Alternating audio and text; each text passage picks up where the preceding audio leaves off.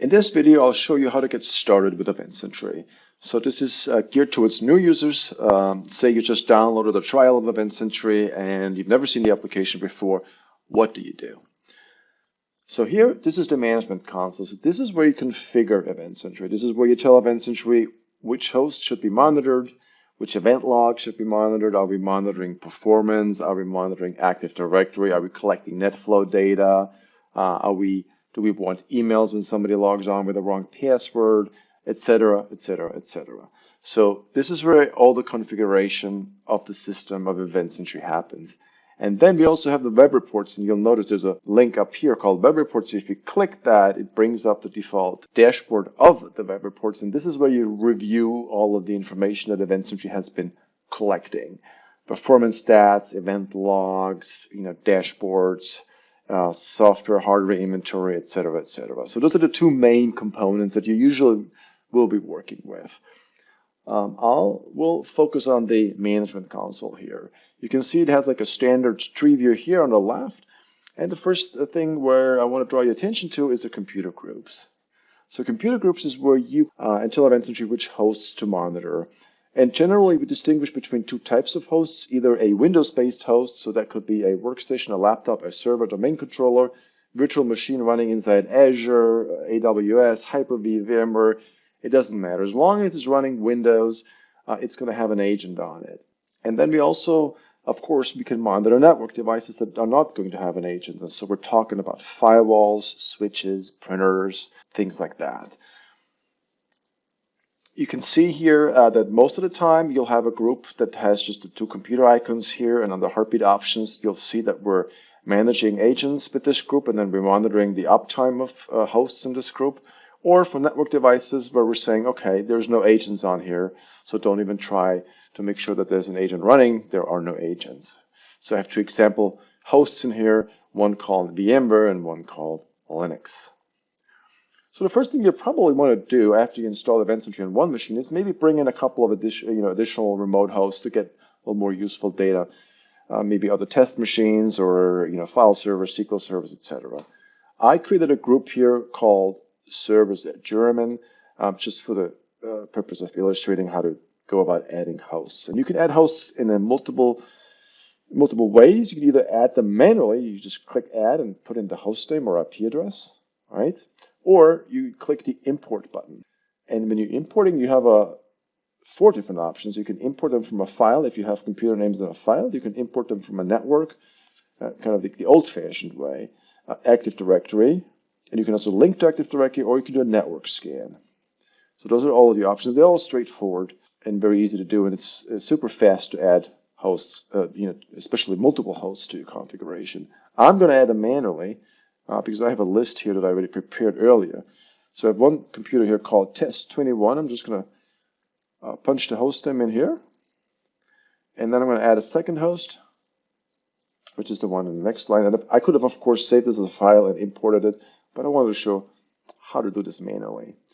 And the first thing I want to do here is do a check status. Even though we know that there's no agents installed, we want to do this because this tells us whether we have access, administrative access to this remote host. So remember, in order to install an agent with the management console, we'll need to have the ability to copy files to this remote host in the agent, which is just 2 files, and also be able to install the service.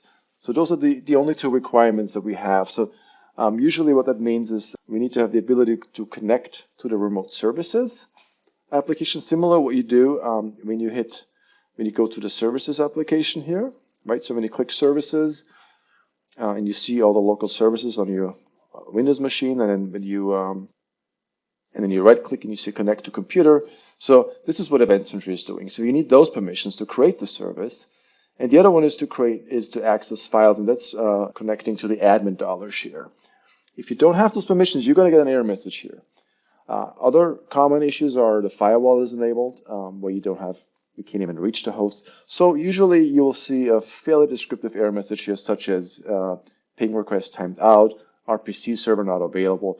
So those are all indications usually that either you don't have permissions, which would be access is denied, for example, or that network traffic is blocked. In our case, it says the service is not installed, so that's good. That means we have access to the computer, otherwise you wouldn't know that the service doesn't exist. So all we need to do is click Deploy Agent, that's shown here, and hit the Go button.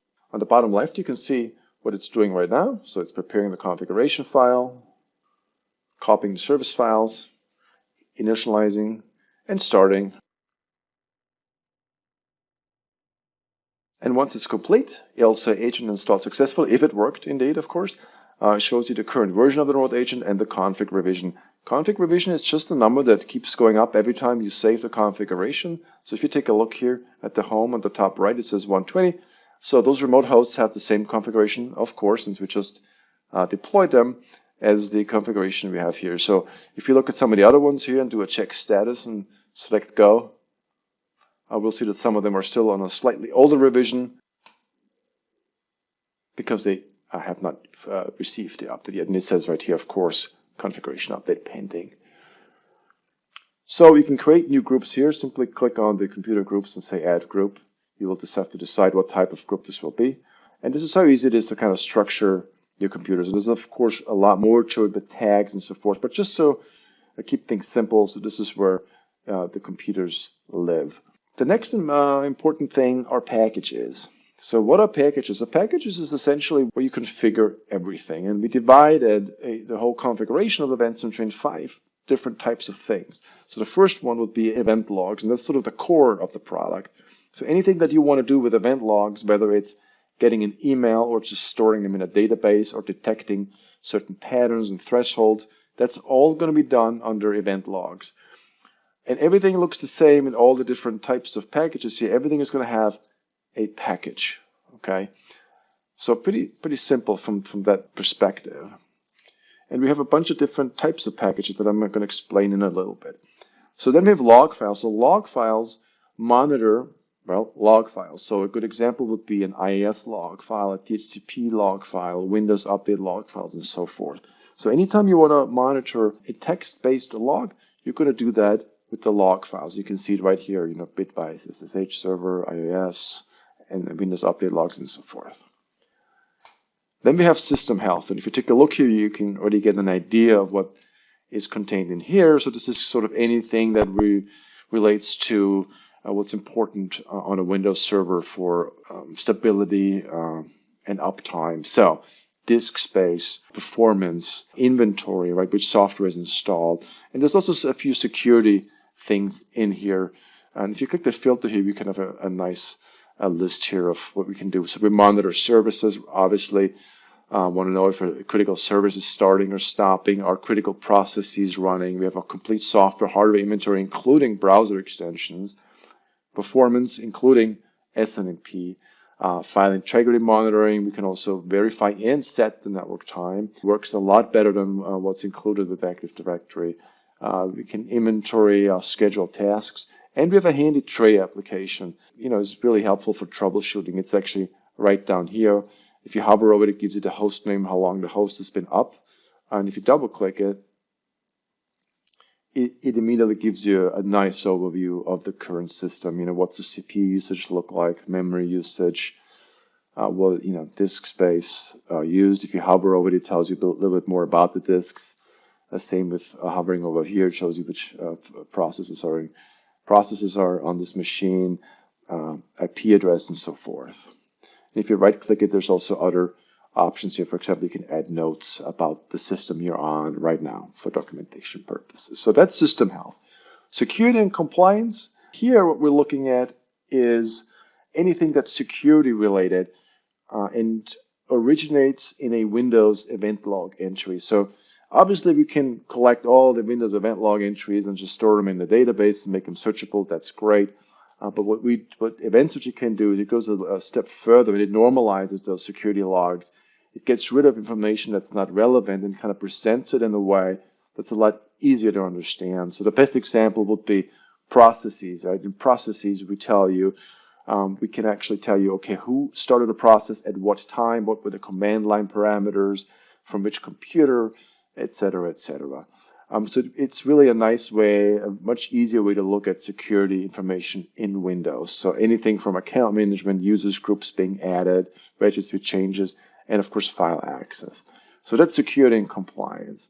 And then what's new in 4.2 are validation scripts. So validation scripts is a feature where we have a set of about 60 scripts, and this number keeps increasing, of course, that are monitoring and running certain built-in checks to ensure that your systems are configured correctly, both from a best practices and from a security perspective. And the scripts that we're using are actually viewable right here. So if you look at scripts here and go to manage, so all these, here's a list of all the scripts. And for example, here you can see, okay, some of the checks, passwords maximum age, right? So are the password policies set correctly, for example? Is autoplay enabled and auto run for IP version 6 should be enabled on domain controls, and there's a number of checks essentially for Office, are macros enabled and things like that that we're running in the background, and then provide you with reporting so that you can identify potential issues on your network. So those are the validation scripts. And there's a lot of scripts. Some, apply only to domain controllers. Some apply mostly to desktops and so forth. So then you create your rules right here. So this kind of actually illustrates this pretty nicely and how this works. So here is a validation script package called domain controllers, right? So this essentially, if you look at the tags and scripts, it says include any script that's tagged domain controller or health. So which are those? Well, just go up here to the tags and we look at domain controller. There's 4 scripts here, and then we have a health, another 6 scripts here. So all those scripts are going to be executed on those domain controllers. And how does it work? Well, if we go to the properties of this package, we'll notice that there's a little globe icon here, right? That indicates it's a global package.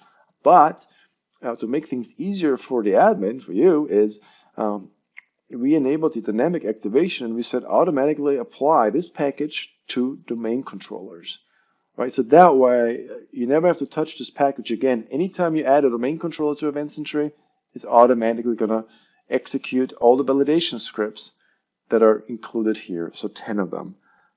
And the same thing applies to some of the other things here, right? So Exchange Server, for example, if you click here and click on Properties, here we're saying, okay, run this on any domain controller or server that has a service installed that starts with MS Exchange. And of course, if we take a look here, we'll see, okay, there's one Exchange security script currently that we're running. So this is kind of how things work, with packages. And this is where things are configured, right? So here, another good example would be, this is a package that automatically is included and installed if you install a database with EventSentry. It's called database consolidation. So if we expand that, we see that we've got 3 filters here. They have a green arrow indicating that you're forwarding events.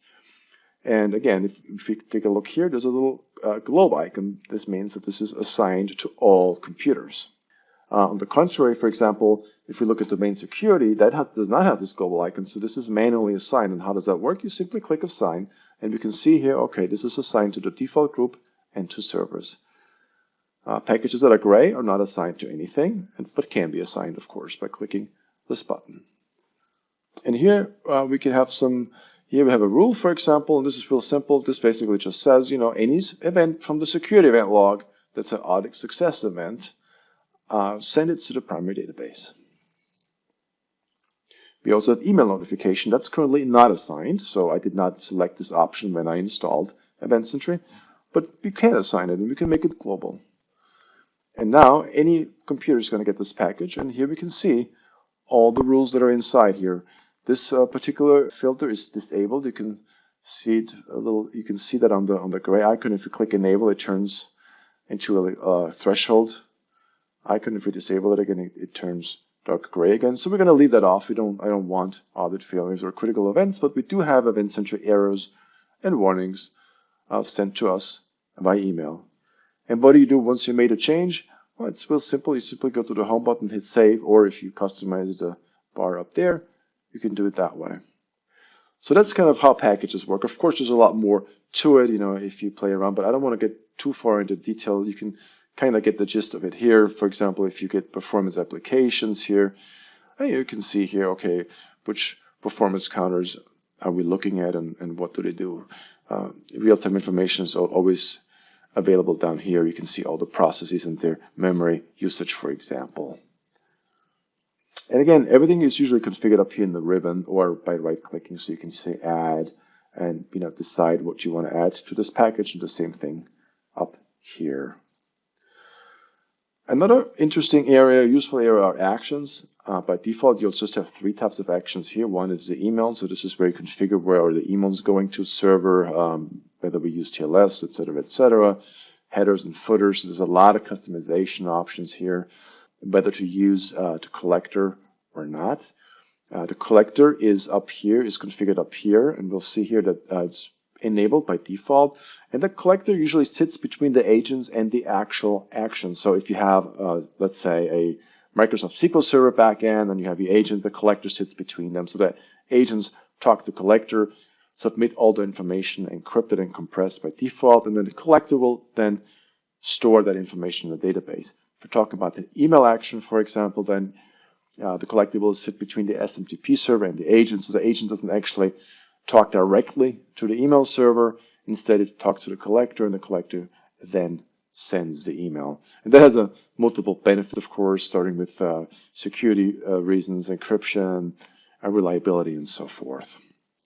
So what I've noticed here is that it's not in it. This action is not set to use the collector. I'm going to check that box. I'm going to change that. The database is already configured to use the collector. If you want to add the new actions, just like with everything here, you just click the parent container, you say add. You can either use the arrow here or click plus here, and you'll see that there's a multitude of actions that we have, starting with rebooting a machine, restarting a service, sending SNMP traps, sending syslog messages, submitting events by HTTP, to, for example, to a ticketing system, launching processes, and et cetera, et cetera. So lots of options to be proactive with EventSentry. EventSentry also has a built-in event viewer. So here, it's just like the Windows one. You can take a look here. You can filter on sources. It's not as detailed as the Windows event viewer, so we don't have XML view and those types of features. But for quick glances, the built-in event view is usually a little bit faster and easier, especially when it comes to some of the filtering options, right? So, for example, I can unclick information and hide all the informational events and just see errors and warnings, for example.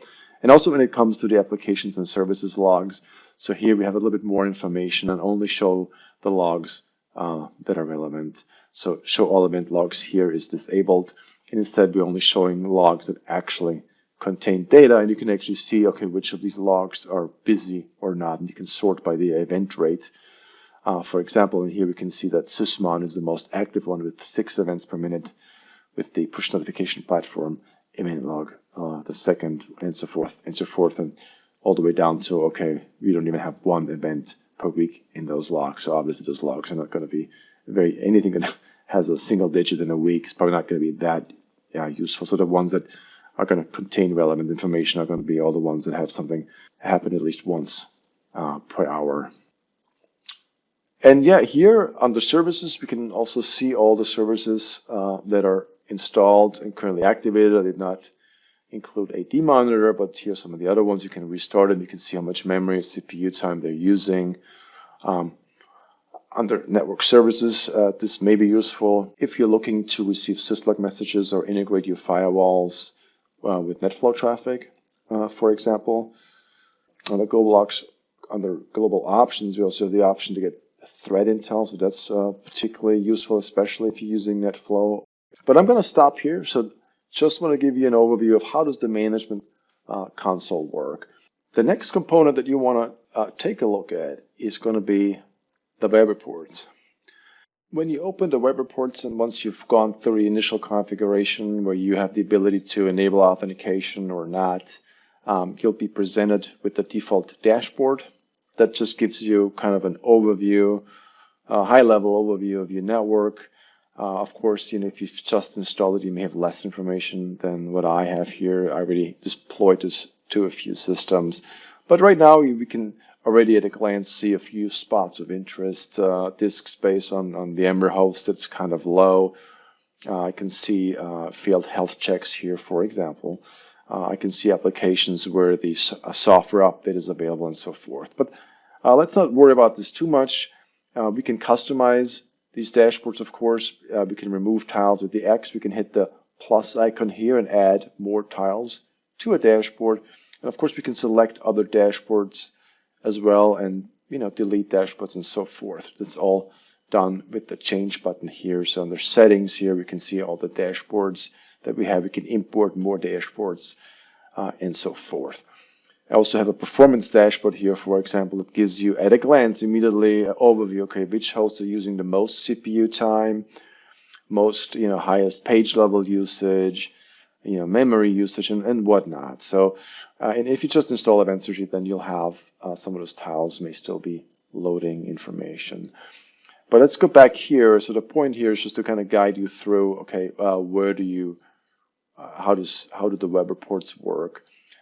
So we divided things into a few different categories. Search would be anything search-based, such as compliance information. You're searching for an event, a syslog event. You're searching for console logons. You're searching for Active Directory users. So this is all going to be located here.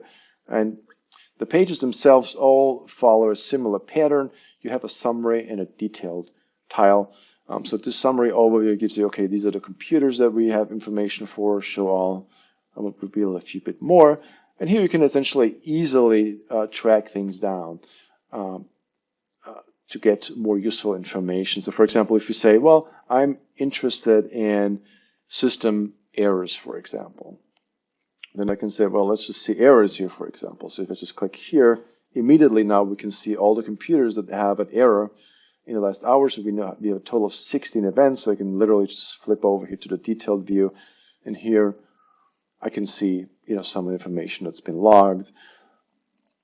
Click this icon here and it will tell us that the driver here remains stopped. Okay. So this is kind of how all these pages work. And you have the ability to enable or disable specific columns, for example. You can save pages as a report and so forth.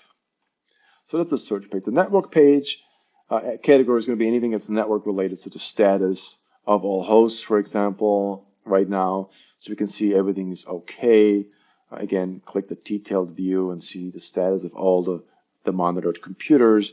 What's their IP address, total uptime, downtime, ping, round trip, and so forth. And we can expand those categories. So that's going to be on the network.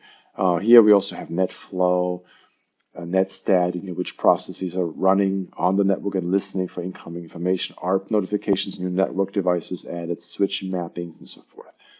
But again, those pages all follow a similar pattern with summary and detailed, although some of them may be a little different. Then we have the health category. So the health category here, we have all the stuff that's under system health in the management console, such as disk space usage, performance trends, and so forth, right? So disk space usage here, we can see all the disks that we're monitoring, including names, file system, and so forth. We can click on the summary tab to see all the computers that we're monitoring. But performance trends, so here we have a visual representation of performance data, right? So you can pick any monitored performance counter and review the information. Here, of course, you can also zoom in. So if you wanted to zoom into the last couple hours, we can do that here as well.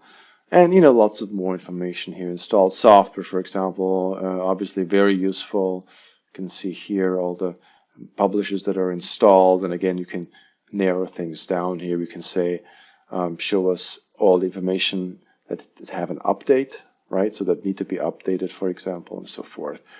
And finally, not to miss would be the settings area. And what's particularly useful here would be the triggered actions. So if you're getting a lot of emails, that's something you want to check out here. You can see exactly what type of alerts have been sent to which systems for what reason. So for example, here we can immediately see, okay, there's been 4 heartbeat alerts sent in the last 24 hours and 5 email notifications sent to those 2 systems. And then you can narrow that down, of course. And here you can kind of see which filters are responsible. So we've got some disk space alerts, performance alerts, and so forth. So here, especially if you click at the detailed view, you can see, which type of alerts have been sent out. So this is going to make it a little bit easier if you wanted to reduce the volume of events. The maintenance wizard lets you purge all data. By default, all data is written to the database. based on your configuration, and it's up to you to either use the default where data is purged, at a specific interval that's all configured during the installation and can be customized later, of course, as well. But you can also manually go in here and delete data as needed. For example, if a host has been decommissioned. The database users page is useful. It shows you which features are using the most data. So for example, here we can see the performance on the event log table here is using up a lot of space. We've got the collector status page. This gives you some information about the collector, since that is a key component. It shows you here we have 7 connections. Temporary we had 5 because I was taking those 2 German servers offline. And you can click on connections here. And again, you have a little more detailed information. If you have laptops that are connecting to the collector via the internet, then you will see their geolocation here, so you can see where those laptops are located. And then finally, we also have the notes area here. So here, if you're using the notes for documentation purposes, so when you're making changes to a computer, upgrading hard drives, or installing something, uninstalling something, changing, adding memory and so forth, this could all be found here, and you can always add notes by this icon here as well. And finally, the profiles and security account. This is where you configure new user accounts, permissions, preferences, and so forth. The other thing I haven't touched on last would be the reports.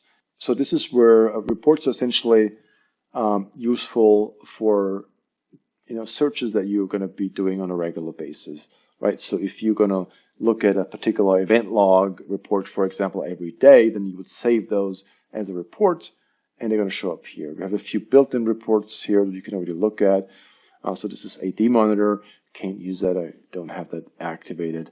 But for example, we can say here errors from the last 24 hours. So we just click that, and there you are. Here's your report of errors from the last 24 hours. And any report that you have, let's go back to these, can also be scheduled as a job. So jobs is essentially the ability to schedule a report, for example, in PDF format or HTML format, to be emailed on a regular basis. All right, so you can see here, we can say email errors. The report is going to be selected here. Errors from last 24 hours. Limit results, we could say, well, no more than 250. Use the HTML format. We'll say, admin at EventSentry.com. Important here is also the ability to say here only send if more than 0 records, for example. So if there's no errors, then you won't get an empty report because it's kind of useless. Or you can say I always want a report, even if it's empty, right? So if you wanted to say I only want to get a report if there is at least 1 entry, then you'd have to say only send if it's larger than 0, of course. Email, we can also save reports to a folder if that's what you need, customize subjects and so forth. And then finally, how often is it being sent, right? So since this is a report for the last 24 hours, you'll want to have this probably run daily at a specific time. But again, you can change this to minutely, hourly, weekly, monthly, etc., etc. And then, of course, every day. And then just hit the save button, and the job is scheduled. So any jobs you have will show up here. So that's it for the brief overview of EventSentry here. I hope this was useful. If you are an evaluation user of EventSentry, you do have access to support, and all of our support options are on the website. Everything is very well organized. So just go to EventSentry.com, and here you'll see, here on the support, you'll see all the options. We have a knowledge base, which I highly recommend, especially the how-to sections. So here you can see common things that you may want to do with EventSentry. For example, how can I deploy the agent with an MSI file if I don't have access to them? How can I encrypt, install a Let's Encrypt certificate on the web reports, for example, et cetera, et cetera. So there's lots of options here on how to monitor certain things, integration with Zendesk and whatnot, monitor VMware ESXi hosts and so forth. So highly recommend this. Of course, are all searchable. We've got lots of screencast tutorials as well. And then finally, here we have the support center. Here you can open a new support ticket online if you wanted to log in with an account, here's a phone number, and of course you can always send an email as well to support@NETIKUS.NET. But in this particular case, if you're already on this page, you can just open a support ticket here. And again, during your evaluation, you have a full access to our support resources. So please, don't hesitate to get in touch with us if there's any issues that you can't resolve on your own by looking at the knowledge base or looking at the screencasts. So I hope this was useful, and I hope you're getting a lot of use out of EventSentry. Thank you.